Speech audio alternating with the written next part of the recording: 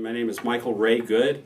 I'm a CM1 retired. I spent 22 years in the United States Navy Seabees. My dad was a gunner's mate in World War II. I bet he was in World War II if he started out. And they became a mineman right after Pearl Harbor, because he was on the Minnesota or the Missouri, something like that. And so I just liked the Navy. It was like I lived with it, because my dad was in the Navy. And then I like engines and equipment and all that good stuff. So when I was in high school, my dad asked me he said, "Why don't you join the Seabees? You're going to join the Navy?" I said, "Yeah, we'll join the Seabees." I said, "Okay." So he talked to a bunch of his buddies, and I went over it a couple times, and they talked to me, and I said, "Okay." So I joined the Seabees, and then when I got out of school, graduate school, I went on active duty, and I spent my whole 22 years. I did probably, I don't know how many different places.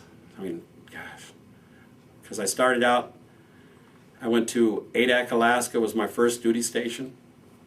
I was a non-rate, I was an E3. And then I spent like 9 or 10 months up there at NAVSTAY, and then I went to A school for a CM school. I got out of CM school, and I joined MCB 10 right after they got back from the Da Nang deployment.